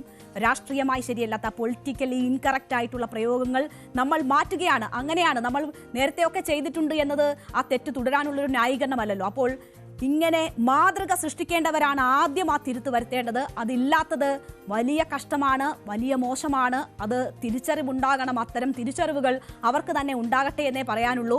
എന്തായാലും പി ചിത്തരഞ്ജനും സ്വയം അതിനെ ന്യായീകരിക്കുകയാണ്. ആരെയും അധിക്ഷേപിച്ചിട്ടില്ല എന്ന് പറഞ്ഞ് ന്യായീകരിക്കുകയാണ്. ആ പറഞ്ഞവർക്കും കേട്ടവർക്കും അതിനെ ഡെസ്കിലടിച്ച് സപ്പോർട്ട് ചെയ്തവർക്കും അതിൽ ചിരിച്ചവർക്കും എല്ലാം അതിൽ തിരുത്തു വരുത്തേണ്ടുന്ന ഉത്തരവാദിത്വം ഉണ്ട്. അതവർ സ്വയം തന്നെ ആലോചിച്ച് ചെയ്യേണ്ടതാണ്. ഒപ്പം തന്നെ പ്രതിഭ MLA കൂടി ഇന്ന് ഒരു കോൺട്രിബ്യൂഷൻ നടത്തിയിട്ടുണ്ട്. അത് ഒരു സദാചാര പ്രസംഗമെന്നോ നിർദ്ദേശമെന്നോ ഒക്കെ പറയാവുന്ന തരത്തിലുള്ള സമീപനമാണ് നടത്തിയിട്ടുള്ളത്. സ്വർണ്ണക്കടകളുടെ ഉദ്ഘാടനത്തിന് വരുന്ന നടിമാരുടെ വേഷവിധാനത്തെ കുറിച്ച് ആലോചിച്ചാണ് പ്രതിഭ ഇത്തവണ വാചാലയായിട്ടുള്ളത്. അവരുടെ വേഷവിധാനങ്ങൾ കാണാനെത്തുന്ന മനുഷ്യരുടെ മനോനില എന്താണ് എന്നൊരു ചോദ്യമാണ് പിന്നീട് അവരുടെ ഭാഗത്തു നിന്നും ഉണ്ടാകുന്നത്. വേഷവിധാനം എന്നത് ഓരോ വ്യക്തികളുടെയും അവകാശമാണ്. ആ അവകാശം ആണ് എന്ന ബോധ്യമൊക്കെ MLAക്കുണ്ട്. അത് അവസാനം പറഞ്ഞു നിൽക്കുന്നുണ്ട്. അത് ഇനി എനിക്കെതിരെ എന്തെങ്കിലും പറയുമോ എന്നൊക്കെയുള്ള സംശയമൊക്കെ പറഞ്ഞു വെക്കുന്നുണ്ട്. എങ്കിൽ പോലും പറയാനുള്ളതും ഛർദ്ദിക്കാനുള്ളതും മുഴുവൻ ഛർദ്ദിച്ചതിന് ശേഷമാണ് പ്രതിഭ അത് പറയുന്നത്. അതുകൊണ്ട് തന്നെ എന്താണ് പറഞ്ഞതെന്ന് നോക്കിയാൽ, കട ഉദ്ഘാടനത്തിന് ഉടുപ്പില്ലാത്ത സിനിമാ താരങ്ങളെ കൊണ്ടുവരുന്നതാണ് പുതിയ സംസ്കാരം എന്ന് പറയുന്നു. തുണി ഉടുക്കാത്ത താരം വന്നാൽ എല്ലാവരും ഇടിച്ചു കയറും. നിയമസഭാ മണ്ഡലത്തിലെ എരുവ എന്ന സ്ഥലത്ത് ഒരു സാംസ്കാരിക പരിപാടിയിലാണ് ഈ പരാമർശം എന്നത് ഓർക്കണം. സിനിമാ താരങ്ങളോട് സമൂഹത്തിന് ഒരുതരം ഭ്രാന്താണ്. എന്തിനാണ് അതെന്ന് മനസ്സിലാകുന്നില്ല. കട ഉദ്ഘാടനത്തിന് സിനിമാ താരങ്ങൾ, ഉടുപ്പിടാത്ത സിനിമാ താരങ്ങളെ ഉദ്ഘാടനത്തിന് കൊണ്ടുവരുന്ന പുതിയ സംസ്കാരം എന്തിനാണിത്? ഇത്രയും വായ്നോക്കികളാണോ കേരളത്തിലെ മനുഷ്യർ? തുണി ഉടുക്കാത്ത താരം വന്നാൽ എല്ലാവരും ഇടിച്ചു കയറും, ഇത് നിർത്തണം, തുണി ഉടുത്ത് വന്നാൽ മതി എന്ന് അവരോട് പറയണം. അപ്പോൾ എവിടെയാണ് സ്വർണ്ണക്കടയിൽ തുണി ഉടുക്കാത്ത താരം വന്നതെന്ന് നമുക്കറിയത്തില്ല. അവരവരുടെ ഇഷ്ടത്തിനനുസരിച്ചുള്ള വസ്ത്രം ധരിക്കുന്നു, അവർ വരുന്നു, അവരെ പങ്കെടുപ്പിക്കുന്നു. അങ്ങനെ ഏതെങ്കിലും വസ്ത്രം ധരിച്ചേ ഉദ്ഘാടനത്തിന് വരാവൂ എന്ന നിർദ്ദേശമില്ല. യു പ്രതിഭ സഭയിൽ പോകുമ്പോൾ ഇന്ന വസ്ത്രം ഇടണം എന്ന് പറഞ്ഞാൽ യു പ്രതിഭ എല്ലാ ദിവസവും ആ വസ്ത്രം ഇട്ട് വരുമോ? അപ്പോൾ യു പ്രതിഭ സഭയിൽ പോകുന്നത്, പരിപാടിക്ക് പോകുന്നതൊക്കെ അവർക്ക് ഇഷ്ടപ്പെട്ട വസ്ത്രങ്ങൾ ധരിച്ചുകൊണ്ടാണ്. അപ്പോൾ മറ്റൊരാൾ കട ഉദ്ഘാടനത്തിന് പോകുമ്പോൾ എന്ത് വസ്ത്രം ധരിക്കണം, കട ഉദ്ഘാടനത്തിന് വിളിക്കുന്നവർ അവർ ഏത് വസ്ത്രം ധരിക്കണമെന്ന് പറയണം തുടങ്ങിയ കാര്യങ്ങൾ പറയാൻ ഈ MLA ആരാണ് നിയോഗിച്ചിരിക്കുന്നത്, ആരാണ് അവർക്ക് ഈ അധികാരം കൊടുത്തിരിക്കുന്നതെന്ന് അറിയത്തില്ല. അവർ നിരീക്ഷിക്കുകയാണ്. അവിടെ ചെല്ലുന്നവർ വായി നോക്കികളാണ് എന്നത്. കട ഉദ്ഘാടനം ചെയ്യുമ്പോൾ ആ ഉദ്ഘാടനം ചെയ്യുന്ന ആളുണ്ടാവും, അവരുടെ ബന്ധുക്കളുണ്ടാവും, അവരുടെ പരിചയക്കാരുണ്ടാകും. അവിടെ താരങ്ങൾ വന്നാൽ അവിടെ അവരെ കാണാൻ വരുന്നവരുണ്ടാകും, അവരുടെ ഉപഭോക്താക്കൾ ഉണ്ടാകും, അവിടെ സ്വർണം വാങ്ങാൻ വരുന്നവരുണ്ടാകും. അങ്ങനെ പല വിധത്തിലുള്ള മനുഷ്യർ എത്തുന്ന ഇടമാണ് ഉദ്ഘാടനം നടക്കുന്ന ഇടങ്ങൾ. അപ്പോൾ അവരെല്ലാം വായ്നോക്കികളാണ്, അവരെല്ലാം ആരെയോ തുണി ഉടുക്കാത്തവരെ കാണാനാണ് വരുന്നതെന്നൊക്കെയുള്ള നിഗമനത്തിലേക്ക് ഒരു MLA എത്തുകയും ആ സന്ദേശം ഇങ്ങനെ ഒരു സാംസ്കാരിക പരിപാടിയിൽ വിളിച്ചു പറയുകയും ചെയ്യുകയാണ്. എന്തൊരു ദാരിദ്ര്യമാണ്!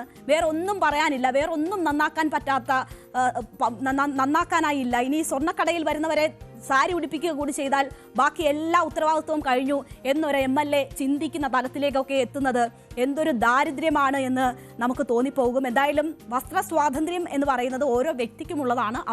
അവരവർക്ക് ഇഷ്ടപ്പെട്ട വസ്ത്രം ധരിക്കുന്നു. അത് അവിടെ ചെല്ലുന്നവർ, നോക്കുന്നവരെല്ലാം വായി നോക്കികളാണ് എന്നൊക്കെ പറയുന്നത് ആ കാഴ്ചപ്പാടിൻ്റെ കൂടി പ്രശ്നമാണ്. ഓപ്പോസിറ്റ് സെക്സിലുള്ള മനുഷ്യർ അല്ലെങ്കിൽ സ്വയം മനുഷ്യർ അങ്ങോട്ടും ഇങ്ങോട്ടും നോക്കുന്നതിലൊക്കെ എന്തെങ്കിലും തെറ്റുണ്ടോ എനിക്കറിയില്ല. അല്ലെങ്കിൽ ആരും നോക്കാത്തവരാണോ എന്നും അറിയില്ല. വായി നോക്കികൾ എന്നൊക്കെയാണ് അവരെ വിളിക്കുന്നത്. താരങ്ങളെ കാണുമ്പോൾ, നമ്മൾ ആരാധിക്കുന്നവരെ കാണുമ്പോഴൊക്കെ മനുഷ്യർക്ക് അവിടെ ചെല്ലാനും കാണാനുമൊക്കെ തോന്നുന്നതൊരു തെറ്റൊന്നുമല്ലല്ലോ. അപ്പോൾ അതിലും വലിയ വലിയ തെറ്റുകൾ തിരുത്തപ്പെടേണ്ടതായി നമ്മുടെ സമൂഹത്തിലുണ്ട്. അപ്പോൾ സ്വർണ്ണക്കട ഉദ്ഘാടനം ചെയ്യുന്നവരുടെ ഡ്രസ്സ് മാത്രമാണ് ഒരു പ്രശ്നം എന്ന നിലയിലേക്കൊക്കെ ഒരു MLA എത്തുന്നത് എന്തുകൊണ്ടാണെന്ന് അറിയില്ല. എന്തായാലും MLAയുടെ വാക്കുകൾ കൂടി കേട്ടതിന് ശേഷം നമുക്ക് അവസാനിപ്പിക്കാം. നിർഭാഗ്യവശാൽ നമ്മുടെ സമൂഹത്തിൽ സിനിമാക്കാരോട് ഒരു ഭ്രാന്താണ്. എന്തിനാണെന്ന് എനിക്ക് മനസ്സിലാവുന്നില്ല. കട ഉദ്ഘാടനത്തിന് സിനിമാ താരങ്ങൾ, അത് ഉടുപ്പിടാത്ത സിനിമാ താരങ്ങളെ കൊണ്ടുവരുന്ന ഒരു പുതിയ സംസ്കാരം കേരളത്തിൽ. എന്തിനാണ് ഇത്രയ്ക്ക് വായുകയാണോ കേരളത്തിലെ മനുഷ്യര്? തുണി എടുക്കാത്ത ഒരാൾ വന്നാൽ എല്ലാവരും അവിടെ പിടിച്ചു കയറുക. ആ രീതിയൊക്കെ മാറും. അത്തായി പറയണോന്നെ നിങ്ങൾ തുണി എടുത്ത് വന്നാൽ മതി എന്ന് പറയും. ഇതൊന്നും സദാചാരവാദമാണെന്ന് പറയാൻ എന്റെ നേരെ ഇടി ഉണ്ടാക്കാൻ വരരുത്.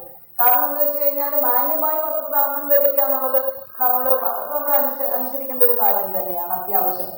പിന്നെ തുണി ഉടുക്കാനും ഉടുക്കാതിരിക്കാനും സ്വാതന്ത്ര്യമുള്ള നാട്ടിലാണ് നമ്മൾ ജീവിക്കുന്നത്. ഇപ്പൊ നാളെ ഇപ്പം ദിഗംബരന്മാരായിട്ട് നടക്കണം ആരെങ്കിലും തീരുമാനിച്ചാൽ നമുക്ക് ചോദ്യം ചെയ്യാനൊന്നും അവകാശമില്ല. ഉണ്ടോ? ഇല്ല. ഒരാൾ പറയും ഞാൻ ദിഗംബരനാന്ന് പറഞ്ഞാൽ നമുക്ക് പറ്റത്തില്ല. ഒന്നും എന്താ അങ്ങനെ ദിഗംബരൻ വസ്ത്രം ഇടാതിരിക്കുന്നവർക്ക് ഒരു പേരുണ്ടല്ലോ അല്ലെ, ദിഗംബരനാണോ? ദിഗംബരനാ, ഓക്കെ, സോറി ഞാൻ തെറ്റാ പറഞ്ഞേക്കുന്നത്. അപ്പൊ അതും സ്വാതന്ത്ര്യമാണ്. പക്ഷേ നമ്മൾ ചിന്തിക്കേണ്ട ഒരു കാര്യമുണ്ട്. എന്തായാലും സദാചാരം ഒന്നൊന്നും പറഞ്ഞ് എന്നോട് വരല്ലേ എന്നതാണ് യു പ്രതിഭ പറയുന്നത്. സദാചാരം കാണിച്ചാൽ, അത് പറഞ്ഞാൽ അങ്ങനെ തന്നെ പറയാൻ പറ്റുള്ളൂ. ഇത്രയും ദാരിദ്ര്യമാണോ MLAക്ക് വേറൊരു വിഷയം കണ്ടെത്തി പറയാനില്ലാത്തതിൻ്റെ ദാരിദ്ര്യമാണോ എന്ന് കൂടിയേ ചോദിക്കാനുള്ളൂ. എന്തായാലും മറ്റൊരു ചാനൽ നടത്തുന്ന പരിപാടിയിൽ മോഹൻലാൽ ആങ്കറായി എത്തുന്ന പരിപാടിയെക്കുറിച്ചും വലിയ വിമർശനമുണ്ട്. ഒളിഞ്ഞുനോട്ടമാണ് ആ പരിപാടി എന്നതാണ് പറയുന്നത്. ദാദാസാഹിബ് പേര് പറയുന്നില്ല, പക്ഷേ ദാദാസാഹിബ് ഫാൽക്കെ അവാർഡൊക്കെ ലഭിച്ച അനശ്വര നടനാണ് അത് ചെയ്യുന്നതെന്നൊക്കെയാണ് പറയുന്നത്. അപ്പോൾ ബിഗ് ബോസ് എന്ന പരിപാടിയെക്കുറിച്ചാണ്, അതിനെക്കുറിച്ച് പലതരത്തിലുള്ള അഭിപ്രായങ്ങൾ അങ്ങോട്ടും ഇങ്ങോട്ടും ഒക്കെ വരുന്നുണ്ട്. കാണുന്നവർ കാണുന്നു, ആസ്വദിക്കുന്നു എന്നതിനപ്പുറം ഒളിഞ്ഞുനോട്ടം എന്നൊക്കെ പറഞ്ഞുള്ളൊരു പരാമർശം കൂടി നടക്കുന്നു. അത് പോട്ടെ എന്ന് വെച്ചാലും മറ്റുള്ളവരുടെ വസ്ത്ര സ്വാതന്ത്ര്യത്തിൽ കടന്നു കയറിയുള്ള ഈ സദാചാര പ്രസംഗം അത് അപലപിക്കാതെ യാതൊരു മാർഗവുമില്ല. ഈ MLAമാരൊക്കെ തിരുത്തട്ടെ, മുഖ്യമന്ത്രിയും തിരുത്തട്ടെ എന്ന് മാത്രമേ നമുക്ക് പറയാനുള്ളൂ.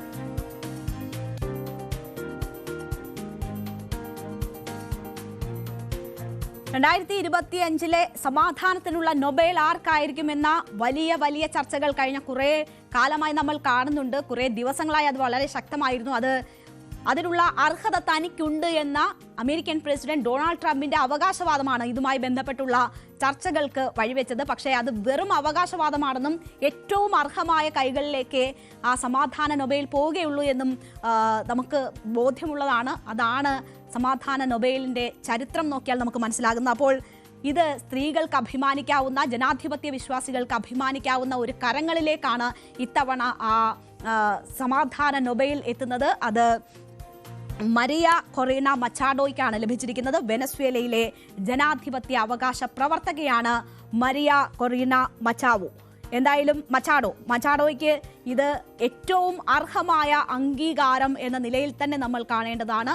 ആ കരങ്ങളിലേക്ക് ഇതെത്തുമ്പോൾ ഇന്ന് ട്രംപിന് നിരാശയുടെ ദിവസമായിരിക്കും. ഇന്നലെ തന്നെ ട്രംപിന് നിരാശ തുടങ്ങിയതാണ്. എന്തായാലും മച്ചാഡോ വെനസ്വേലയിലെ ജനങ്ങളുടെ ജനാധിപത്യ അവകാശങ്ങൾക്കും സ്വേച്ഛാധിപത്യത്തിൽ നിന്ന് ജനാധിപത്യത്തിലേക്കുള്ള അധികാര കൈമാറ്റത്തിനുമൊക്കെ മുന്നിൽ നിന്ന് പ്രവർത്തിച്ച ധീര വനിതയാണ്. അവർക്കാണ് ഇത്തവണ സമാധാനത്തിനുള്ള നൊബേൽ കിട്ടിയിരിക്കുന്നത്. ഈ ഇടപെടലുകൾക്കുള്ള അംഗീകാരമായാണ് ഈ പുരസ്കാരം നൽകിയിരിക്കുന്നത്. ലാറ്റിൻ അമേരിക്കയിൽ അടുത്തിടെയുണ്ടായ ജനാധിപത്യ പ്രക്ഷോഭങ്ങളുടെ മുൻനിരയിലെ ഏറ്റവും കരുത്തുറ്റ നേതാക്കളിൽ ഒരാളാണ് മരിയ കൊറീന മച്ചാഡോ. വെനസ്വേലയിലെ ചിതറിക്കിടന്ന പ്രതിപക്ഷ കക്ഷികളെയൊക്കെ ഒന്നിപ്പിക്കുന്നതിൽ മരിയ വളരെ ശക്തമായ നിർണായക പങ്കായിരുന്നു വഹിച്ചിരുന്നത്. വെനസ്വേലയിലെ ജനങ്ങളുടെ ജനാധിപത്യ അവകാശങ്ങൾ പ്രോത്സാഹിപ്പിക്കുന്നതിനുള്ള അക്ഷീണ പ്രയത്നത്തിനും സ്വേച്ഛാധിപത്യത്തിൽ നിന്ന് ജനാധിപത്യത്തിലേക്ക് നീതിയുക്തവും സമാധാനപരവുമായ ഒരു മാറ്റം കൈവരുത്തുന്നതിനുള്ള പോരാട്ടങ്ങൾക്കുമൊക്കെയാണ് ഈ സമാധാന നൊബേൽ നൽകുന്നതെന്ന് നൊബേൽ കമ്മിറ്റി ഈ പ്രസ്താവനയിൽ പറഞ്ഞിരിക്കുന്നു. വെനസ്വേലയിലെ പ്രതിപക്ഷ നേതാവ്, ദേശീയ അസംബ്ലി അംഗം എന്ന നിലയിലൊക്കെയാണ് മരിയ കൊറീന മച്ചാഡോ പ്രവർത്തിക്കുന്നത്. 2002 ഇവർ രാഷ്ട്രീയ പ്രവർത്തനത്തിലേക്ക് എത്തുന്നത്. ഈ അവരുടെ വെനസ്വേല പാർട്ടിയുടെ ദേശീയ കോർഡിനേറ്റർ സ്ഥാനമൊക്കെ വഹിച്ചിട്ടുണ്ട്. 2012 പ്രസിഡന്റ് തെരഞ്ഞെടുപ്പിൽ മത്സരിച്ചു. പക്ഷേ അവിടെ മരിയ പരാജയപ്പെടുന്ന ഒരു സാഹചര്യമുണ്ടായി. 2014 നിക്കോളാസ് മഡുറോ സർക്കാരിനെതിരായ പ്രക്ഷോഭത്തിന്റെ മുൻനിര പോരാളിയായിരുന്നു മരിയ. 2018 BBC തെരഞ്ഞെടുത്ത ലോകത്തെ ഏറ്റവും ശക്തരായ 100 വനിതകളിൽ ഒരാളാണ്. ഈ വർഷം ലോകത്തെ സ്വാധീനിച്ച 100 വനിതകളുടെ ടൈം മാഗസിൻ പുറത്തുവിട്ട ആ തെരഞ്ഞെടുപ്പിലും ആ 100 വനിതകളിൽ ഒരാളായും മരിയ തെരഞ്ഞെടുക്കപ്പെട്ട സാഹചര്യമുണ്ടായിരുന്നു. ഈ നൊബേൽ കമ്മിറ്റി ഈ പുരസ്കാരം നൽകിക്കൊണ്ട് പറഞ്ഞ വാക്കുകൾ വളരെ പ്രസക്തമാണ്. ഈ പടരുന്ന അന്ധകാരത്തിൽ ജനാധിപത്യത്തിൻ്റെ ദീപശിഖ അണയാതെ കാക്കുന്ന ധീരയും പ്രതിബദ്ധതയുമുള്ള വനിത എന്നതാണ് മരിയയെക്കുറിച്ച് നൊബേൽ കമ്മിറ്റി പറഞ്ഞത്. അപ്പോൾ സ്ത്രീകളെ സംബന്ധിച്ച് അഭിമാനിക്കാവുന്ന നിമിഷമാണ്. സമാധാന നൊബേലിനായി ഏറെ വാദഗതി ട്രംപിന്റെ ഭാഗത്തു നിന്നും ഉണ്ടായിരുന്നു. താൻ 7 യുദ്ധം നിർത്തിയ ആളാണ്. നോക്കൂ, ഗസയിൽ സമാധാനം വരാൻ പോവുകയാണ്, ഞങ്ങൾ റഷ്യ ഉക്രൈൻ യുദ്ധവും അവസാനിപ്പിക്കും. ഇതൊക്കെ ട്രംപ് കഴിഞ്ഞ ദിവസങ്ങളിലായി പറഞ്ഞുകൊണ്ടിരുന്നതാണ്. തനിക്കാണ് ഏറ്റവും കൂടുതൽ അർഹത എന്ന ക്ലെയിം തമാശയായി തുടങ്ങിയതാണെങ്കിലും വളരെ സീരിയസ് ആയി ഏറ്റവും അവസാനം വരെ ട്രംപ് മുന്നോട്ട് വെച്ചിരുന്നതാണ്. ട്രംപ് ആ അവകാശവാദം ഉയർത്തിയിരുന്നു. പക്ഷേ അത് പരിഗണിക്കപ്പെടില്ല എന്നത് നേരത്തെ തന്നെ അറിയാമായിരുന്നു. എന്തായാലും ഈ സ്ത്രീകൾക്കൊക്കെ, ലോകത്തെ എല്ലാ സ്ത്രീകൾക്കും അഭിമാനിക്കാവുന്ന ഒരു പ്രഖ്യാപനം, സമാധാനത്തിനുള്ള ലോകം കാത്തിരിക്കുന്ന ആ പ്രഖ്യാപനം, അത് മറിയ നേടുന്നു. ലോകത്തെ സ്ത്രീകളെ സംബന്ധിച്ച് എല്ലാവർക്കും അഭിമാനിക്കാവുന്ന ഒരു നിമിഷമാണ്. ആ പ്രഖ്യാപനത്തിന്റെ ആ സുന്ദര നിമിഷങ്ങൾ ഒന്നുകൂടി നമുക്കൊന്ന് കാണാം.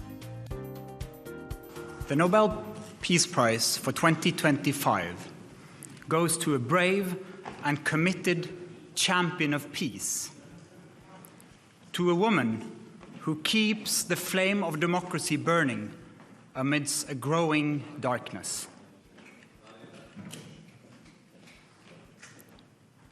The Norwegian Nobel Committee has decided to award the Nobel Peace Prize for 2025 to Maria Corina Machado. She is receiving the Nobel Peace Prize for her tireless work promoting democratic rights for the people of Venezuela and for her struggle to achieve a just and peaceful transition from dictatorship to democracy. As the leader of the democratic forces in Venezuela, Maria Corina Machado is one of the most extraordinary examples of civilian courage in Latin America in recent times. യുദ്ധം നിർത്തിയതിന്റെ അവകാശവാദം Trump പലപ്പോഴായി മുഴക്കുന്നുണ്ടായിരുന്നു. അതേസമയം ഒരിടത്ത് സാമ്പത്തിക യുദ്ധവും ഇസ്രയേലിനെ പോലെ ഒരു രാഷ്ട്രത്തിനെ ആയുധം നൽകിയും അവർക്ക് വേണ്ടി വീറ്റോ പവർ പ്രയോഗിച്ചുമൊക്കെ ഒരേ സമയം തന്നെ യുദ്ധത്തിലേക്ക് പ്രേരിപ്പിക്കുകയും ഒക്കെ ചെയ്തുകൊണ്ടാണ് ഈ അവകാശവാദം ട്രംപ് നടത്തിയത്. അവിടെയാണ് നൊബേൽ കമ്മിറ്റി ആ പുരസ്കാരത്തിന്റെ പ്രഭ ഒന്നുകൂടി വർദ്ധിപ്പിക്കുന്ന തരത്തിലുള്ള പ്രഖ്യാപനം നടത്തുന്നത്. ഒരു ജനാധിപത്യ അവകാശ പ്രവർത്തകയ്ക്ക്, ഒരു വനിതയ്ക്ക് ഇത്തവണത്തെ നൊബേൽ നൽകുന്നത് ഒരുപാട് സന്ദേശങ്ങൾ നൽകുന്നതാണ്. അത് ജനാധിപത്യ സംരക്ഷണത്തിനുള്ള ആഹ്വാനമാണ്.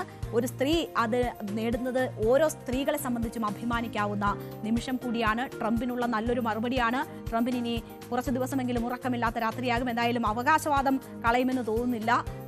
ഇന്ത്യ പാകിസ്ഥാൻ യുദ്ധം ഉൾപ്പെടെയുള്ളത് അക്കൗണ്ടിലാക്കി നൊബേൽ പ്രൈസിനുള്ള ആ അഭിലാഷവുമായി ട്രംപ് ഇനിയും അതിൻ്റെ അവകാശവാദം ഉന്നയിക്കുമായിരിക്കും. പക്ഷേ ഇത് വലിയ ഒരു സന്ദേശമാണ്, ലോകത്തിനുള്ള സന്ദേശമാണ്. അത്രമാത്രം സന്തോഷം നൽകുന്ന വാർത്തയുമാണ്.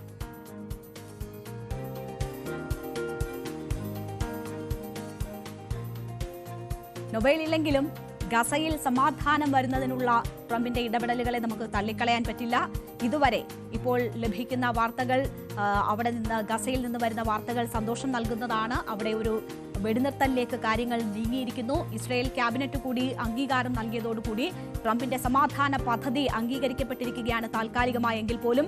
ഗാസയിൽ നിന്ന് ഇസ്രായേൽ സേന പിൻവാങ്ങുന്നു എന്ന വളരെ നിർണായകമായ വിവരമാണ് ഇപ്പോൾ അവിടെ നിന്ന് ലഭ്യമായിക്കൊണ്ടിരിക്കുന്നത്. ഈ സമാധാന പദ്ധതിയിൽ പറഞ്ഞിരുന്നത് ഈ വെടിനിർത്തൽ, അതിനുശേഷം സേനയുടെ ഒരു നിശ്ചിത ലൈനിലേക്കുള്ള പിന്മാറ്റം, പിന്നീട് ബന്ദി കൈമാറ്റം എന്നിവയാണ് ഇതുവരെ ഉണ്ടായിട്ടുള്ള ധാരണ. അതനുസരിച്ച് വെടിനിർത്തൽ പ്രാബല്യത്തിൽ വരുന്നു. ഗാസയിൽ നിന്ന് ഇസ്രായേൽ സേന അവർ പറഞ്ഞിരിക്കുന്ന ലൈനിലേക്ക് മാറുന്നു എന്ന വിവരം, സേനയുടെ പിന്മാറ്റം തുടങ്ങിക്കഴിഞ്ഞിരിക്കുന്നു എന്ന വിവരം വരികയാണ്. ഗസയിലെ ജനങ്ങൾ അവർ ആ നാടിൽ നിന്ന് പറിച്ചെറിയപ്പെട്ടവരാണ്, കൊടിയ ദുരിതം കണ്ടവരാണ്. അവരുടെ വംശത്തിലെ മനുഷ്യരിങ്ങനെ മരിച്ചു വീഴുന്നത് കണ്ടവരാണ്, മനസ്സ് മരവിച്ചവരാണ്. ആ മനുഷ്യരുടെ മുഖത്ത് സമാധാനത്തിന്റെ അല്പം വെളിച്ചം കണ്ടു തുടങ്ങുന്നുണ്ട്. ലോകമാധ്യമങ്ങളിൽ ആ ദൃശ്യങ്ങൾ നിറയുകയാണ്. ഗസയിലെ മനുഷ്യരുടെ സന്തോഷ ദൃശ്യങ്ങൾ നമുക്കൊന്ന് കാണാം.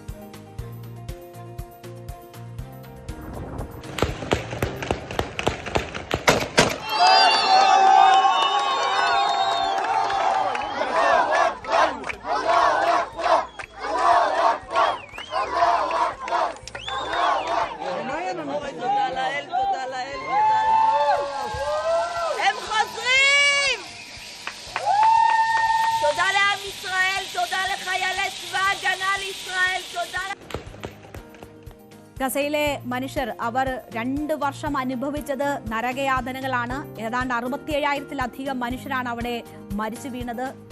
23,000-ലധികം കുഞ്ഞുങ്ങൾ, പട്ടിണി കിടന്ന മനുഷ്യർ, ഭക്ഷണത്തിനായി കാത്തുനിന്നവർ, അവരുടെ വീടും ആശുപത്രികളും സ്കൂളുകളും കെട്ടിടങ്ങളും എല്ലാം 90%-ലധികം തകർന്നടിഞ്ഞ ഇടങ്ങളാണ്. അവിടെ ഒരു പുനർനിർമ്മാണം സാധ്യമാകണമെങ്കിൽ പതിറ്റാണ്ടുകൾ കാത്തിരിക്കേണ്ടി വരും. അത്രമാത്രം നിലം പരിശായ ഇടങ്ങളാണ്. അവിടേക്കാണ് സന്തോഷത്തിന്റെ കണികകൾ. ഇത് അഭയാർത്ഥി ക്യാമ്പുകളിൽ നിന്നും മറ്റുമൊക്കെയുള്ള വിവരങ്ങളാണ്.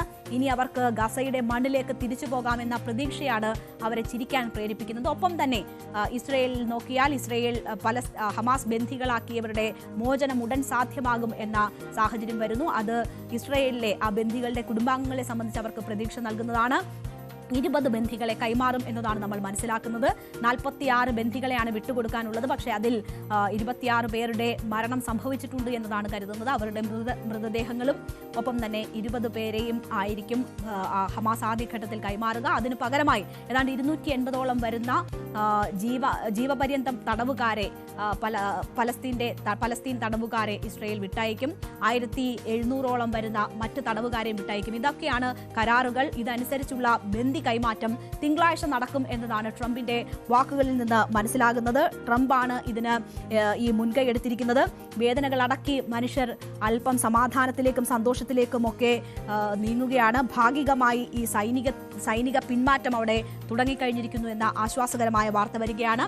ഈജിപ്തിൽ ഖത്തറിന്റെയും ഈജിപ്തിന്റെയും ഒക്കെ മധ്യസ്ഥതയിൽ നടന്ന ചർച്ചയിലാണ് വെടിനിർത്തൽ കരാറിലേക്ക് കാര്യങ്ങൾ എത്തുന്നത്. ട്രംപ് മുന്നോട്ട് വെച്ച 20 ദിന പദ്ധതിയിലാണ് ഈ ചർച്ചകൾ നടന്നത്. അമേരിക്കൻ പ്രതിനിധികൾ, ഇസ്രായേൽ പ്രതിനിധികൾ, ഒപ്പം തന്നെ ഖത്തറിന്റെയും ഈജിപ്തിന്റെയും ഹമാസിന്റെയും പ്രതിനിധികളാണ് ഈ ചർച്ചകളിൽ പങ്കെടുത്തത്. പല സെഷനുകളായി നടന്ന ചർച്ചകൾക്കൊടുവിലാണ് ഈ സമാധാന കരാർ അംഗീകരിക്കുന്നത്.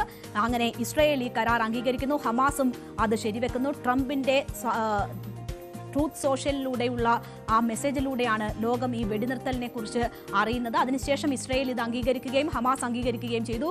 ഇസ്രായേൽ മന്ത്രിസഭ ഇന്നലെ ഈ വിഷയം ചർച്ച ചെയ്ത് അതിന് അംഗീകാരം കൂടി നൽകിയതോടുകൂടിയാണ് ഈ കരാർ നിലവിൽ വന്നത്. അതിനുശേഷം ആണ് ഇപ്പോൾ സമാധാനത്തിലേക്ക് കാര്യങ്ങൾ നീങ്ങുന്നത്. ബന്ദി കൈമാറ്റമാണ് ഇനി നടക്കാനുള്ളത്. അതിനുശേഷം ഇതിന്റെ മറ്റു ഭാഗമായിട്ടുള്ള ഈ സമാധാന പദ്ധതിയുടെ മറ്റു ഭാഗമായിട്ടുള്ള കാര്യങ്ങളിൽ തീരുമാനം വരേണ്ടതുണ്ട്. നിരായുധീകരണം, ഹമാസിന്റെ നിരായുധീകരണം, ഗസയുടെ പുനർനിർമ്മാണം, ഗസ സ്റ്റേറ്റ്, അത് സംബന്ധിച്ച് അവ്യക്തതകൾ ട്രംപിന്റെ നിർദ്ദേശങ്ങളിൽ തന്നെയുണ്ട്. അപ്പോൾ അതിന്റെ പദ്ധതികൾ എന്താണ്? ഇതൊക്കെയുമായി ബന്ധപ്പെട്ട് കൂടുതൽ ചർച്ചകൾ നടക്കേണ്ടതുണ്ട്. ഇത് ആദ്യഘട്ടം മാത്രമാണ്. നോക്കൂ, യുദ്ധം അവസാനിക്കുന്നു എന്ന് പറയുമ്പോഴും ഇതൊരു താൽക്കാലിക വെടിനിർത്തൽ മാത്രമാണ് ഉണ്ടായിട്ടുള്ളത്. ഒരു പീസ് ഡീലിലേക്ക്, സമാധാന കരാറിലേക്ക് കാര്യങ്ങൾ എത്തിയിട്ടില്ല. ഒരുപക്ഷെ ബന്ദി കൈമാറ്റത്തിന് ശേഷം ഇസ്രായേൽ നിലപാട് മാറ്റുവോ തുടങ്ങിയ ആശങ്കകളൊക്കെ നിലനിൽക്കുന്നുണ്ട്. ഈ തുടർ ചർച്ചകൾ എങ്ങനെ പോകുന്നു എന്നതായിരിക്കും ഗസയിലെ സമാധാനത്തിന്റെ അടിത്തറ പാകുന്ന കാര്യങ്ങൾ. അപ്പോൾ തുടർ ചർച്ചകൾ നടക്കണം. അതിനൊക്കെ ഉള്ള ഇടപെടലുകൾ ഉണ്ടാകുമെന്നാണ് പ്രതീക്ഷിക്കുന്നത്. അമേരിക്കയുടെ മേൽക്കൈയിലായിരിക്കും തുടർ നടപടികളൊക്കെ നടക്കുക. എന്തായാലും നമുക്ക് പ്രതീക്ഷയോട് കാത്തിരിക്കാം. ഗസയിൽ സമാധാനം പുലരട്ടെ. അല്പം നാളെങ്കിലും അവർ സമാധാനത്തോടെ ഇരിക്കട്ടെ. ഈ വെടിനിർത്തൽ തുടരട്ടെ.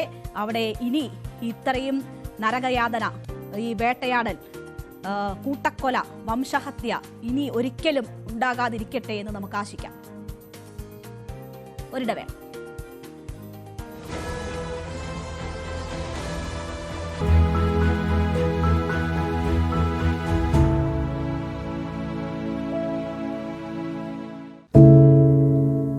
എന്തു പറ്റി നമ്മുടെ നാടിന് എന്ന് ചോദിച്ചു പോകുന്ന കാര്യങ്ങളാണ് ഇപ്പോൾ സംഭവിക്കുന്നത്.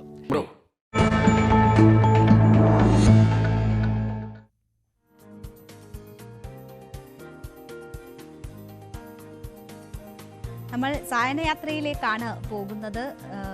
ഇടുക്കിയിലെ ഒരു മനോഹരമായ വെള്ളച്ചാട്ടത്തിന്റെ കാഴ്ചയിലേക്കാണ്. കഞ്ഞിക്കുഴി പഞ്ചായത്തിലെ പുന്നയാർ എന്ന ഉൾഗ്രാമത്തിലുള്ള ഒരു വെള്ളച്ചാട്ടമാണ്. അവിടെ പുന്നയാർ കുത്ത് എന്നറിയപ്പെടുന്ന വെള്ളച്ചാട്ടം വളരെ മനോഹരമാണ്. വേനൽക്കാലത്ത് പോലും ഈ വെള്ളച്ചാട്ടം സജീവമാണ്. അവിടേക്കുള്ള ഒരു കാഴ്ചയാണ്. ഞങ്ങളുടെ പ്രതിനിധി സ്റ്റാലിനാണ് നമ്മളെ ആ വെള്ളച്ചാട്ടത്തിന്റെ കാഴ്ചകളിലേക്ക് കൊണ്ടുപോകും.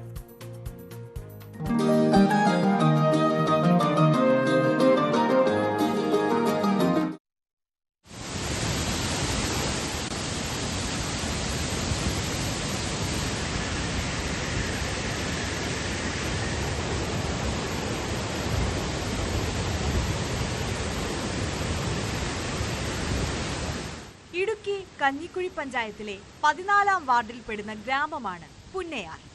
ചേലച്ചുവട് വണ്ണപ്പുറം റോഡിന്റെ ഭാഗമായ വട്ടോംപാറയിൽ നിന്നും 3 കിലോമീറ്ററോളം ദൂരെ കാട്ടുപാതയിലൂടെ കാൽനടയായേ വെള്ളച്ചാട്ടത്തിലേക്ക് എത്താനാവും. യാത്ര അല്പം ദുഷ്കരമാണെങ്കിലും ഇവിടെ എത്തിപ്പെട്ടാൽ വെള്ളച്ചാട്ടത്തിന്റെ കാഴ്ച അതൊന്ന് വേറെ തന്നെയാണ്. 100 അടിയോളം ഉയരത്തിലുള്ള പാറക്കെട്ടിൽ നിന്നും താഴേക്ക് പതിക്കുന്ന വെള്ളം താഴെ എത്തുമ്പോൾ മഞ്ഞുപോലെ പറന്നുയരും.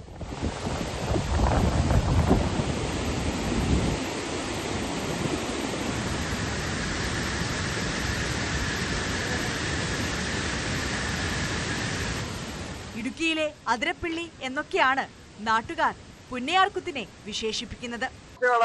അവധി ദിവസങ്ങളിൽ മാത്രമേ ടൂറിസ്റ്റ് വരാറുള്ളൂ, കൂടുതൽ വരാറുള്ളൂ. ബാക്കി ദിവസങ്ങളിൽ കുറച്ച് ആൾക്കാർ വരാറുണ്ട്.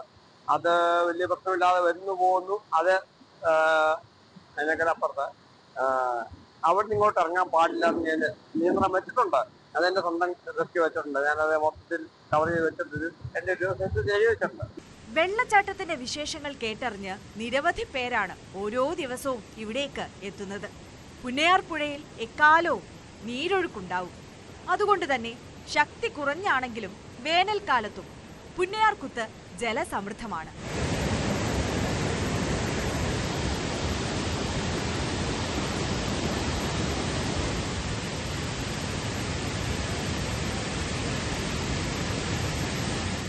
2018 വരെ ഇവിടേക്ക് വാഹനമെത്തിയിരുന്നു. 2018 പ്രളയത്തോടെ റോഡ് തകർന്ന് വാഹനയാത്ര നിലച്ചു. സന്ദർശകർക്ക് എത്താനാവും വിധം യാത്രാ സൗകര്യം ഒരുക്കുകയാണെങ്കിൽ പുന്നയാർകുത്ത് കൂടുതൽ ആകർഷകമാകും.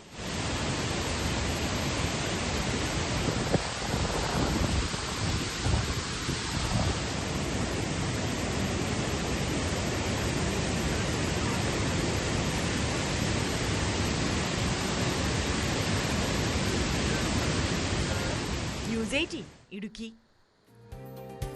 എന്തായാലും കഞ്ഞിക്കുഴിയിലെ മനോഹരമായ ഒരു വെള്ളച്ചാട്ടത്തിന്റെ കാഴ്ചകളാണ് നമ്മൾ കണ്ടത്. അവിടെ ഇപ്പോൾ അല്പം അഡ്വഞ്ചറസ് ആയിട്ടുള്ള യാത്രകൾക്കൊക്കെ പോകുന്നവർക്ക് പറ്റിയ ഇടമാണ്.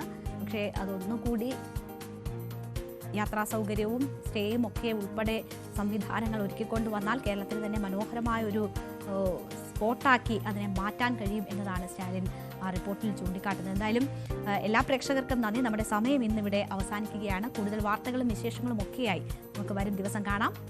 ഇടവേളയ്ക്ക് ശേഷം ലൈവ് at 6 കാണാം.